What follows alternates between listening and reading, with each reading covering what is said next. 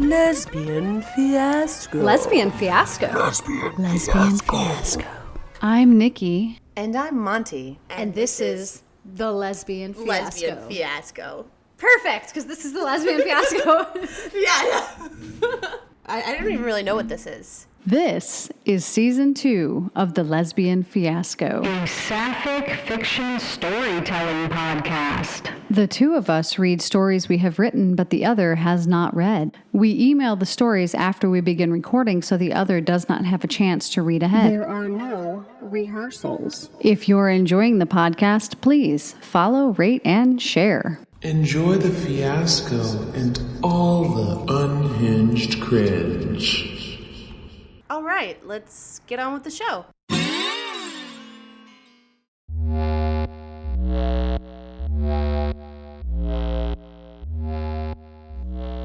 This is a Halloween Rumspringa called Eat the Rich. Note, explicit violence. I would sell my soul for just a slice of her. Standing out there in the light rain under the street light, it's like a scene from a movie. She's perfect. My dream. There's just something about her. I know her skin is soft like silk or satin.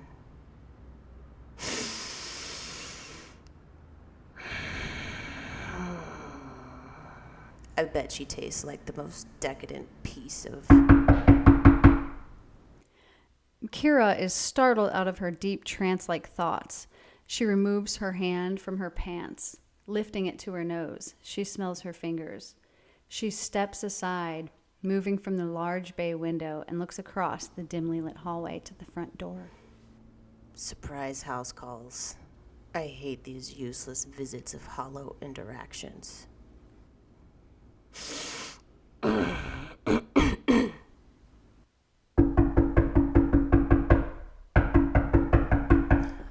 I'm coming. Almost, anyway. I said I'm coming! Kira pulls the long sleeves of her oversized cream knit sweater over her hands as she opens the door. An umbrella lowers. She recognizes her unwanted guest and rolls her eyes. Wow, Dr. Nelson. To what do I owe this surprise visit? The doctor says nothing. Instead, she invites herself inside, stomping across the hallway in her chunky heels. Kira can't help it. She giggles as she thinks to herself. Like the clopping of a Clydesdale. The doctor doesn't take kindly to Kira's snickering. Kira straightens up as the doctor looks back with a sneer. Dr. Nelson drops her big, bright yellow leather bag to the ground beside a large oak side table. She plops down on the Victorian sofa and crosses her legs. She flicks an empty glass sitting on a mirrored bar top behind the sofa, signaling Kira to get her a stiff drink. Long day. You know there's a bar right down the street. You can drink plenty of expensive drinks there.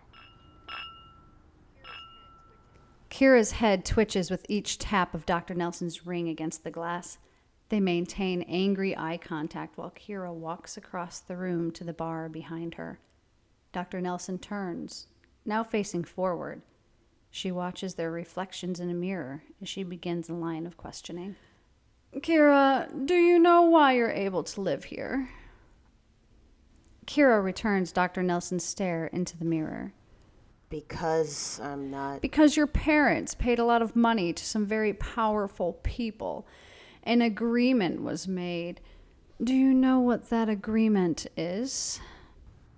I have to... You have to make your meetings. You must check in nightly for your online journaling, and you attend 3 appointments with me each week. I haven't felt... Stop. Dr. Nelson interrupts Kira for a third time, pulls her phone from her purse. She taps the screen with her pointer finger, navigating to a video. She hands the phone to Kira. What is this? The doctor raises a brow and cocks her head to the side, giving a nod. Kira bites her lip in frustration and hits play. Tonight, in our top stories, a gruesome scene was unearthed when a resident of a local town made a startling discovery. Several bones, identified as human remains, were excavated after one woman's dog brought home an unexpected gift. Okay, I'll ask again. What is this? Why are you showing this to me? You've been MIA, Kara. 4 days. And you think I have something to do with this? Do you? They are bones. Exactly. That's why I'm here.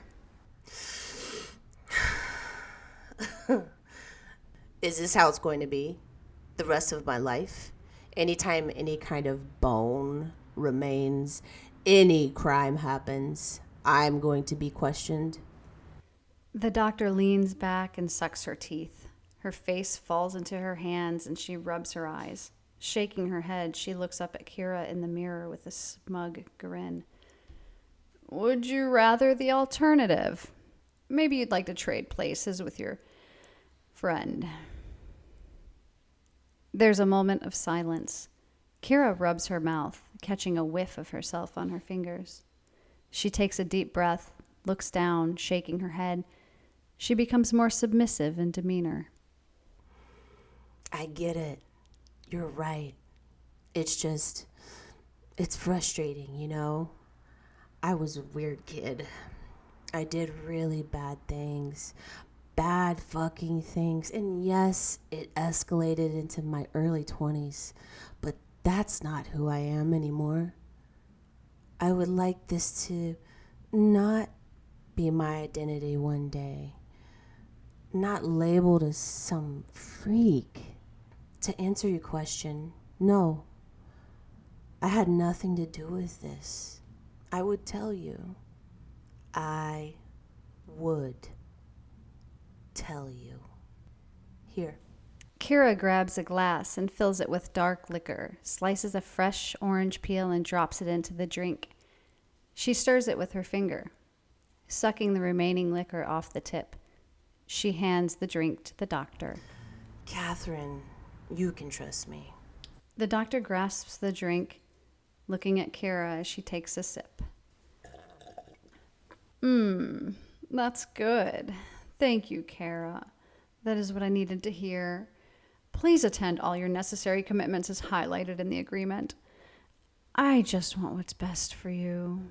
Of course you do. It wouldn't be the hundreds of thousands of dollars my parents have spent on you over the last 3 years. Yes, I know. You're so sweet. Sometimes I just lose myself. But that's why you're here. To find me when I'm lost. You bring me back home to safety. Kira, there may be some hope for you after all. Kira smiles into the mirror. Dr. Nelson returns an uncomfortable smirk and takes a quick, deep breath. The smile vanishes from Kira's face. She studies Dr. Nelson as she fumbles with the glass, nervously trying to place it on the side table, never looking away from Kira's reflection. The glass slips from Dr. Nelson's hand. She looks away for a split second to grab the glass. When she looks back to the mirror, Kira is gone. Dr. Nelson stands quickly and the lights go out. Kira? Kira, please? You're scaring me, Kira.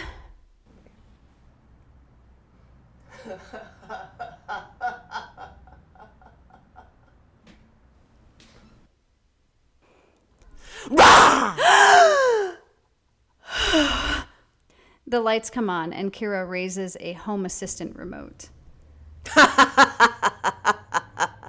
You really need to chill the fuck out, Catherine. Oh, you scared me, Kara. Dr. Nelson sits back down on the sofa, collecting herself, chuckling foolishly and shaking her head. She fans herself and looks back at Kira in the mirror. Just kidding, bitch. You should be scared. Stop. fighting, you stupid cunt. Kira wraps a lamp cord around Dr. Nelson's neck. The doctor struggles, swinging her arms and fists. She tries to grab the cord, but with each attempt, Kara squeezes the cord tighter around her neck. Kara watches as Dr. Nelson's eyes become red from the bursting blood vessels. Her lips begin to purple, her face red, and the veins in her forehead bulge. Shh. This is the end for you, Dr. Nelson. My parents have paid you hundreds of thousands of dollars. You're rich because of me. Stop struggling, you homophobic piece of shit. My friend was my girlfriend. She was my everything. Rich bigot fucks like you need to be eradicated. There's nothing you can do. Look at yourself. Watch yourself in the mirror. Look at your eyes, about to blow from the sockets, your face like a plum. Your heart is about to take its final beats. Watch yourself, Dr. Nelson. Watch yourself die. Kira leans in, accidentally allowing slack in the cord. The doctor tries her hardest to scream from her now damaged esophagus.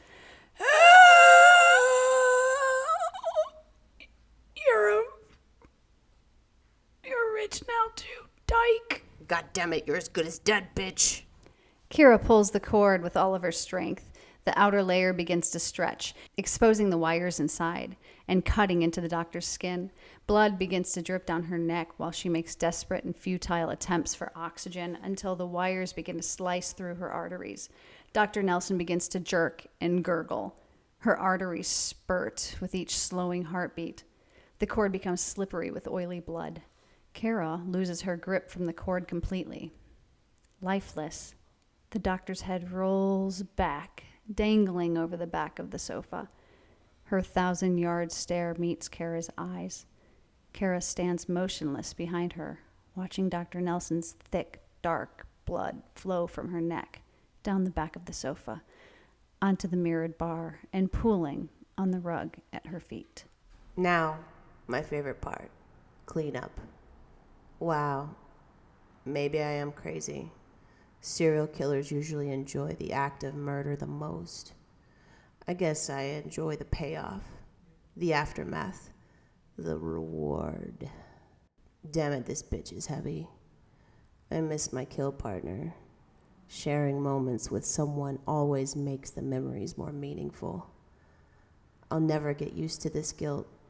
It's an emotion I've only felt a few times in my life, only when I think of her. I'm free because of my circumstances. Sudden wealth ruined my life. What a shitty way to think, Kira. But she's locked up for life, in a ward for the criminally insane, and here I am, living the dream fucking lottery. Went from farming and hunting our food to living in a mansion. The irony is maddening. Catherine Nelson, you ruined my rug. It's... shit. I don't like being interrupted. Kira takes a quick look in the mirror and removes her red-stained sweater and tosses it onto Dr. Nelson's body. She fixes her hair and wipes a speck of blood from her chin, straightens her spine, and prepares her masking face. She turns off the den light and walks swiftly to the front door. She closes one eye and peeks through the peephole. Holy shit! Okay. Kira opens the door just enough to lean her head through. Hi, can I, help you? Hi, no. Well, are you okay? I mean, I was outside and I thought I heard some screaming or something. I was just wondering, are you okay? Oh, yeah, I'm totally good. I don't know what that was. I was listening to a true crime podcast. Maybe I turned it up too loud. Oh, okay. True crime. I like those. Which one do you listen to? I'm looking for a new one. Oh, I like 86 and Strangled at First Sight. Oh, actually, my favorite right now is Sapphic Sleuth. Have you ever heard? No way. Mine too. I love her. Holy crap. I'm not straight, but the facts are. The beautiful stranger's eyes dart around nosily, trying to get a glimpse inside. You live here alone in this big house, huh? I mean, I never see anyone visit, except for every now and then. I saw a lady come in earlier. I guess I was worried because you're young. We're young and have to look out for each other. Is that your mom? No, sorry, I have to go. Shit, she saw her come in, but she won't see her leave. She's your aunt? No, I really have to go. Kira begins to close the door, but it doesn't close. Kira looks down to see the girl's foot wedged between the frame and the door. Your girlfriend? Wow, I mean, hey, age gap relationships are cool with me. It's just, man, like, that's like, no offense. She looks like 30 or maybe 40 years older than you. Is it weird?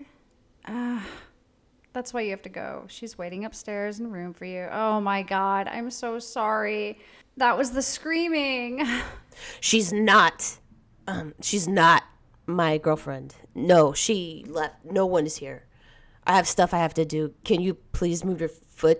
I really need to go. But Maya turns and points to the obnoxiously overpriced car sitting in the driveway. Her car's still here? Oh, yeah. No, damn it, I should have said she was my girlfriend and still inside. Fuck, think. I ordered that. Yeah, that's my actual car. She was dropping it off. You must have missed the other car that picked her up.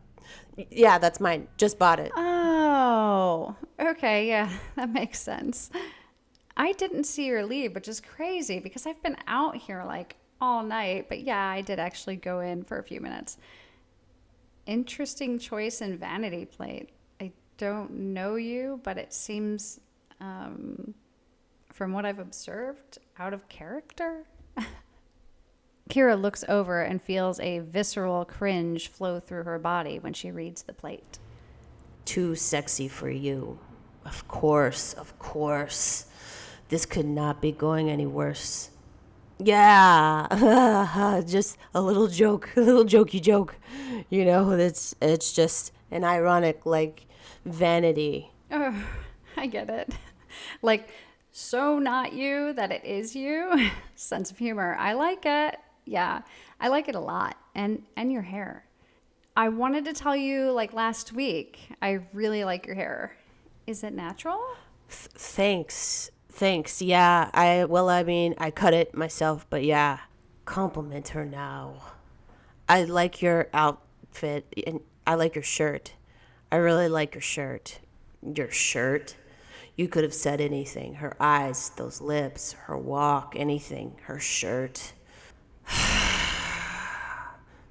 Ripping farts and breaking hearts. This day can literally not get any worse. Oh, thanks. Not my best, but oddly enough, not the worst. So you like big, expensive cars, huh?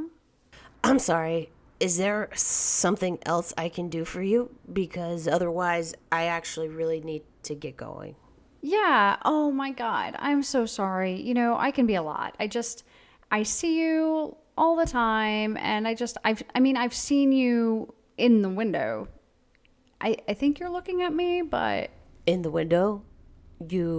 This night is getting much worse. You like pass by and I see you look out, but you don't wave. Then you disappear in the darkness. Ooh. It's like always so dark in there. Phew. If she only knew the monster I am lurking in the dark at night, she wouldn't be so chatty then. I do actually need to go. It's been nice to meet you. Wait, I didn't get your name. Oh, yeah. I'm Maya. Nice to meet you. Kira. I'm Kira. It's good to finally meet you, too. I hate to cut this short. I know. You're so busy. You're very mysterious, Kira. Different than I expected. Hey, what are you doing tomorrow? Nothing. Just, Great. nothing. Can I come over tomorrow night? I know it's bad manners to invite yourself over to someone's house, blah, blah, blah, blah, blah. But too many people in mine. I just moved back in with my family. I know. I accept my L. That's cool. That's cool, actually. I respect that. I mean, as far as to tomorrow, is dinner okay? I love to cook. Amazing. Yes. I love to eat. Any dietary restrictions? Just no veal. Poor little babies. Anything else is great, though. Perfect. See ya tomorrow night. Maya skips off each step. When she gets to the driveway, she points at the vanity plate and then back at Kara, and they share a laugh. Maya waves excitedly and dashes across the street, up her steps and into her house. Kira closes the door and leans against it, then slides down, letting out a sigh of relief. What am I doing? Shit! I have so much to do. Kira jumps to her feet and runs downstairs to the basement, frantically turning on hanging lights, uncovering the tables and cabinets. She grabs a large roll of packing plastic wrap, a tarp, and rope. That's everything. Wait, that's everything. Kira sprints up the stairs and ties the rope around Dr. Nelson. Rolls her up into the rug, then the tarp. She wraps the body tightly, sealed except for the rope that's dangling out. She tugs the rope and begins to drag the body to the stairs, then pushes aggressively. Here we go.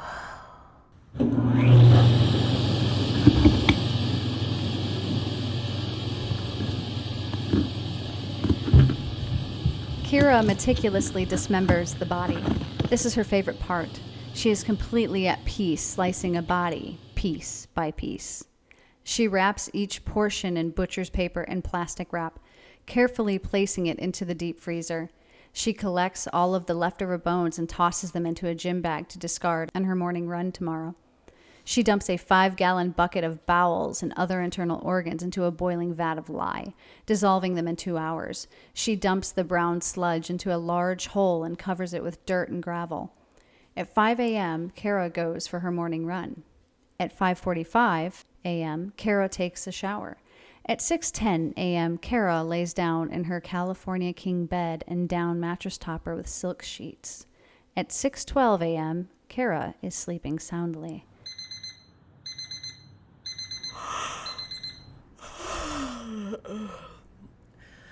I can't remember the last time I slept so deeply. My neck. I should have stretched after my run. 4 p.m. Time to start cooking. Kira goes downstairs and makes herself a black Americano. She sips it slowly as she prepares dinner. Seasoning the meat perfectly, she leans in and closes her eyes to take in the raw aroma before placing it into the oven with veggies in a rich bone broth. I suppose I should get ready. Maybe I should cancel. Am I ready for this? No, we're not going to do this. No backing out. But what if I can't mask? What if I slip up? This is why I isolate. This is why I... Shit, she's early. I guess I won't get ready. Whatever, these clothes are fine. It's just dinner at home. Coming! The door opens and Maya walks in with a bottle of red wine in her arms, cradling it like a baby. Oh, Do you let yourself into people's homes often? Oh my God, didn't you say come in? I swore you said come in. Well, maybe you shouldn't leave your door unlocked. Haven't you ever heard of Albert Fish? Of course I have. Talk about twisted. Yeah, super ick. The needles in his groin? Yikes. That's like too much. Huh. You know, I always thought it was the killing of innocent people he took too far. But maybe it was the needles he pushed into his own groin. Ugh. Yeah, well, it was really innocent. I actually agree with that. Are we drinking that wine, or is that your emotional support wine? Both, actually. Wine is my emotional support. I need it right now. Bottle opener? Kira opens a drawer in the island and hands Maya a bottle opener. Maya reaches for 2 glasses and pours them both generous portions of wine. It smells good. What is that? Thank you. It's a tenderloin. My favorite to cook and to eat. It's probably ready. Perfect. Cheers. Kira pulls the tenderloin from the oven. A savory and slightly sweet, meaty aroma fills the dining room. She plates their dinner with professional precision, showcasing her presentation skills and clear knowledge of fine dining. She places their plates on the table, seating them across from each other. Kira pulls out a chair for Maya. Bon appetit. Very impressive, Kira. I didn't know I was going to be eating Michelin style this evening. I would have dressed up.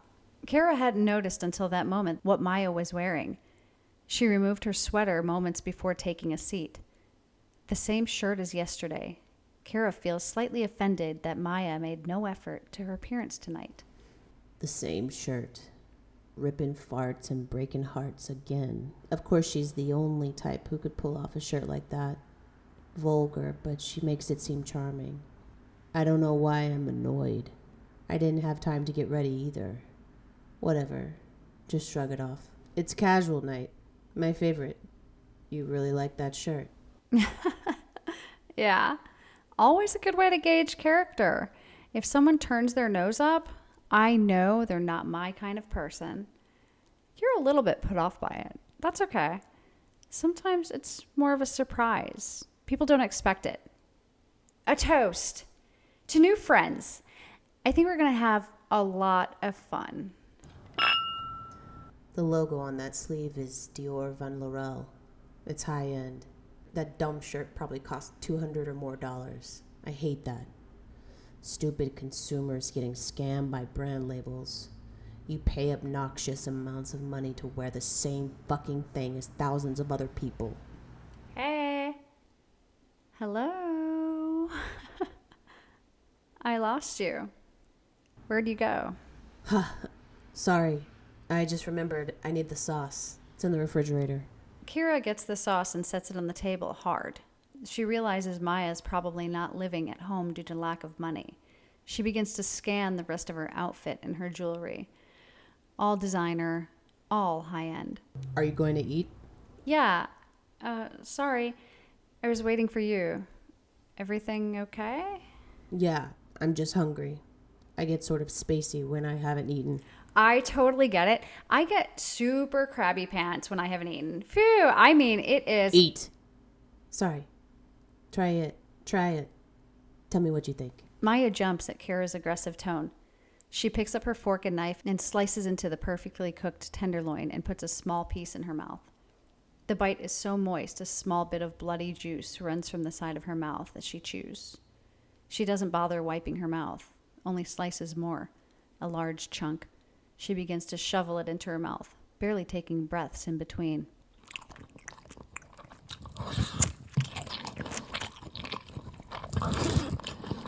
Slow down. You're going to choke. Here, try the sauce. I can't. It's so good. What did you say this is? I call this dish Catherine, after a very special person.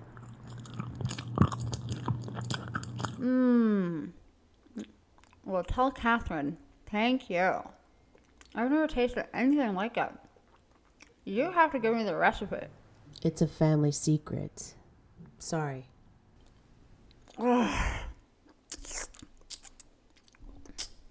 Of course it is.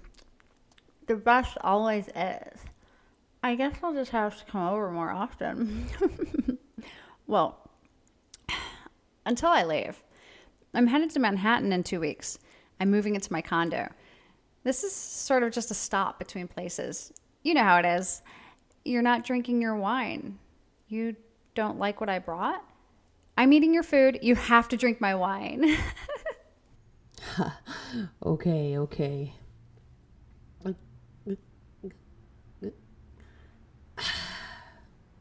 2 weeks? Just 2 more weeks? So soon. She bought a condo in Manhattan. She's a rich bitch. A real fucking rich bitch. Stay calm. Here, try the sauce. If you think that's good, wait until you try this. It goes down easy. Enjoy, Maya. Yeah, I don't really like to stay in one place for too long. Oh my God, this sauce. Whoa. I need more. I could drink this. How is the wine? It's good. Why? Excuse me. Why are you moving around so much? A condo in Manhattan seems like a permanent... Excuse me. A permanent move. Sorry, I think I need some water or something. I'm not going to Manhattan. Silly. I made that up. You're so easy. You and your type. What? What are you... What the hell? Come on, pull it together. Why am I so... The wine. What the fuck? What's happening? What's happening? Wow, you're all the same. You think nobody can touch you. Why? Because you have a little money? Your fancy fucking dinners, your luxury clothing, your big fucking gas-guzzling monstrosities of a car with that stupid vanity plate? This huge house that of course only one person is living in. Do you know how many people need homes? How many people don't have basic health care and die on the streets? You people are the problem. No, I'm like you. Bitch, you are nothing like me. Kira raises her arm slowly. Her shaking hand extends a pointer finger at the tag on Maya's shirt. I have to look the part. I would never buy this bullshit. This is from the family across the street that I fucking murdered a week ago. You probably haven't even seen the reports. You're all so out of touch with reality and in your own little world. Let me catch you up. They found bones recently. Like a lot of fucking bones. Guess who? Oh. Are you scared? What? What is it, girl? You trying to tell me something? Hurry, because you'll be dead in about 10 minutes. Hold up fingers and give her numbers to the safe. What is this? Peace? Peace. Wow, you're going fast. No. Safe. Password. Oh, you can't buy me, baby. No. Safe. Looking safe. 2, 1, 8, 7. Safe. Safe behind painting. Maya rolls her eyes and walks over to the safe and enters the numbers 2187. She swings the door open. Unimpressed by the stack of money, she turns to walk away, but hears Kara grunt and waving her arm. Maya scowls, confused, and turns back to the safe. She reaches in and swipes all of the money onto the floor, revealing a stack of folders. What is this? News articles? A medical file. Wait, a case file? A case file for... This is you? This is you? You did this? You're the serial killer. Eat the rich cannibal bitch? That's you? Fuck. Yes. Help me. Fuck. Maya runs to Kara and shoves her fingers down her throat, making her gag and vomit. The slimy, chunky vomit covers Maya's hands. Kara's eyes begin to close. Maya shoves her fingers into Kara's mouth again. She throws up violently, this time contents of blood, indicating that the lining of her stomach is being eaten away. Water, please, water. Here, drink this. Wait. I killed the rich. I'm not a fucking cannibal, though. Did you? Was that dish called Catherine? Was that someone named? Maya looks down at Kira, who is convulsing on the floor and foaming at the mouth and coughing. The cough spatter blood on Maya from face to torso. Maya stands up and continues. That meat? That's whose car that is. You killed someone named Catherine and then cooked her, and I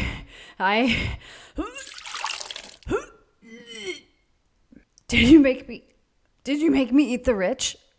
I hate people. Blood.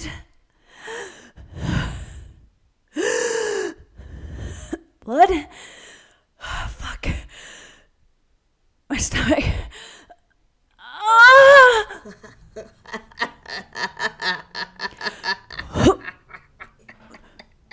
What did you do?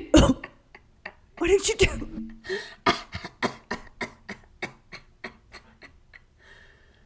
I thought you were rich. The sauce. Rat poison.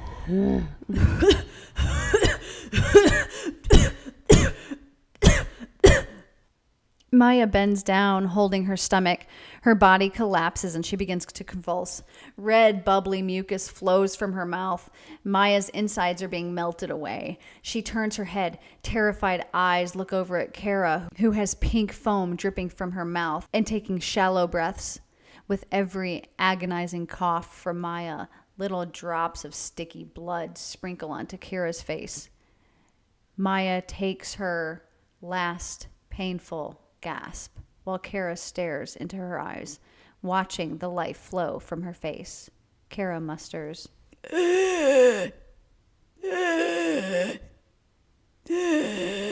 Eat the rich.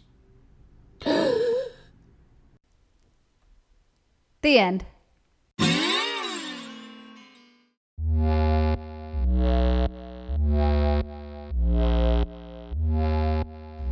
This is a Halloween Rumspringa entitled Twilight, but not that Twilight. It is almost sunrise, and Ursula is still not back. She does this too much. I loathe that she turns me into this anxiety-filled vampire over and over again. You think that she is a new vampire? Raven, what do you think? Shall we lock her out in the sun today? Watch her burn to dust on the Ring app while in my coffin? That would bring me great joy. Why must you have a moral compass?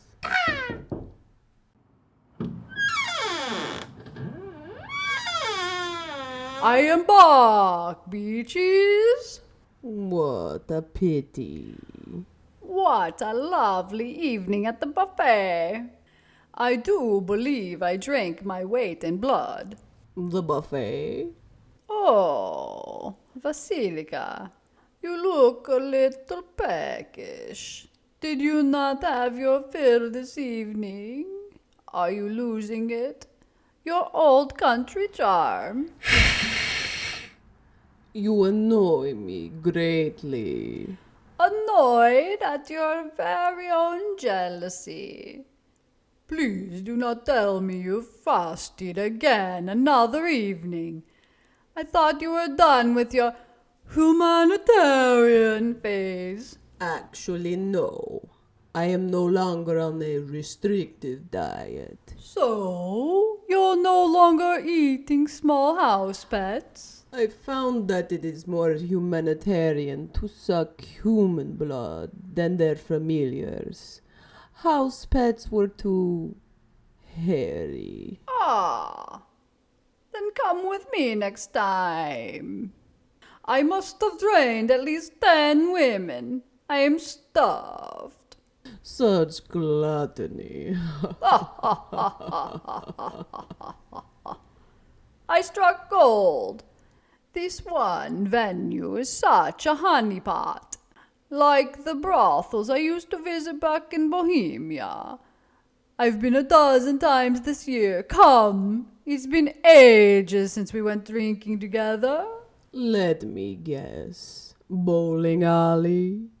Book club? I know you're joking. Would I wear this leather harness to a book club? Yes, I do believe so. I was at a Sax Dungeon party. At the Leather Bar. Happens every third Friday of the month, you know. You should really pay attention to the social media. There are plenty of feasting opportunities. And it was, thankfully, queer. Queer, you say? Tell me more. Wouldn't you like to know? Get fucked, Ursula. Oh, maybe you are already on social media, picking up some commoner slang. Tell me about your night, and I'll tell you about mine. But we have to be in our coffins soon, so make it fast. Dawn is upon us. Very well. So I'm a regular now. And know the bartender there, Tony. Tony always says hello to me. Isn't that quaint? It's a leather bar on the East End called the Albatross. Cute. Do they have blood pouring from the taps? Why do you make friends with humans? So that Tony never suspects other bodies piled in the alley have anything to do with me. Also, Tony saw me one time sucking a beautiful lady in the bathroom line and almost called the cops, so I had to control his mind. Ah, I see. Tony is not a friend. You are merely compelling him into submission. Cheap trick. Yes, but he's not my blood type. Obviously. Go on. There's a doorman that collects $50 at the door. I never carry cash on me, so I transform into a rat and sneak under the fence. Ah, yes. Your true form. It is easy camouflage in urban areas. Did you learn nothing during the Black Plague? Okay. Just kidding. I only learned of famine during the plague. Why must you always nip at my petticoats? Because you nip at mine. Did you have a good time? I did. On the patio, they had people taking turns whipping each other. I got my boots shined by a bootlicker, see? Very shiny. One sadist was whipping a woman on the patio, drew blood with a slash to the back, and it made me dizzy from trying to contain myself. The great thing about this party is that it has the good vibes of Halloween, but is all year round. Dark, sexy synthwave playing. Synthwave? Yes, dark synthwave. I'll play some for you tonight. It has a sexy, undulating beat that really puts the ladies and days in the mood. I doubt it compares to Mozart, but why not? Right. So I watched the public floggings and I'm getting thirsty at this point. By this time, there are several damsels hanging on me like fruit flies. So those are my first easy victims. Didn't even have to cajole them. They saw my everlasting beauty and they were smitten. You're doing this out in the open? That's dangerous, Ursula. Times are different now. Remember, we had to flee the EU because of your antics at the festival in Berlin. I don't want to move again. Think of the freight expenses. Money, money, money. Such a silly human irritation. Centuries of coins in our coffers, and you still act like the serf you once were. At least I became a vampire by female fang. And you by a man. As if I had a choice. There were none in Athens at the time. You always bring that up. He died in the Peloponnesian War. I never had to be his bride. You Goldfangs always trying to rub it in. Oh, shut up, you two. You're right. Forgive me for my uncouth remarks. Yeah, I forgive your trespasses. But about the back room, it was a foggy orgy. Humans in heat. So, I had some more delectable queers. Some had masks on, so it was easy to suck their blood in the dark and fog. It was undetectable. A girl was dancing in a cage, Vasilica. Just like the cage we have here. I watched her for a bit, then lured her to the couches. But I know what you're thinking, and don't worry. I cleaned up after myself. I know where the back door is. So as I was done with this one, I trained them and dragged them each to the alley. I think one of them might have had some mind-altering drugs. I could taste it was a little different. But the after effects for me were pleasant. So, you're high. Yes. Ah, okay, makes sense. Well, I told you my story, sparing some details. How was yours? What did you do this evening? Now that I'm getting back into the taste of human blood, I was hunting. Hunting where? The feminine products section of the 24-hour Food King. The supermarket. Yes. Dear. How crude. I was pretending to look for detergent all night until I found one. She smelled so nice. We started talking. I bought the detergent and some wine. I used mind control when they asked for identification. We ended up going to a ramen shop. Why did you go to another human food place? Humans love their food. She was hungry, so I watched her eat. I know why you did. You think you're methodical, but you're too slow. That's wasting time. Did you suck her blood or what? Listen to my story. Continue. We walked back to her place. I could see the vein throbbing in her neck under the light of the staircase of her apartment. I asked if she wanted wine, so I came in. She asked a lot of questions that I expertly evaded. She spilled her wine on her shirt, and I took it off of her. She was a willing participant. We tussled around in her little apartment kissing. I asked to go down on her, and she said, "No, I'm on my period." But I persuaded her I don't mind. Then she said, "Well, let me take my diva cup out." Luckily for my studies of feminine products, I knew what that was. So I said, "Let me do that for you." And I drank from the chalice of the cup of diva sweet human blood. How would you say? I'm back, bitches. This sounds like a courtship and I don't like it. Are you going to make her a vampire? Did she drink your blood?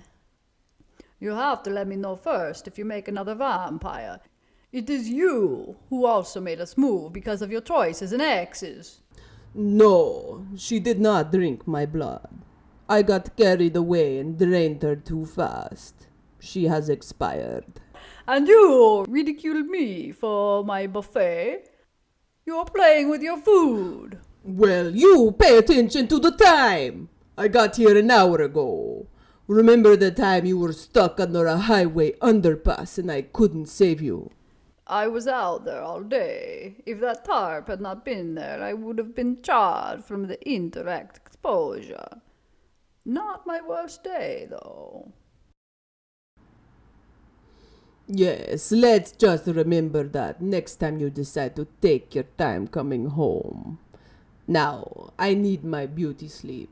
We shall retire to our coffins. But I am not tired. Because you are high. Go to your coffin now. Fine. Good morning. Good morning. The end.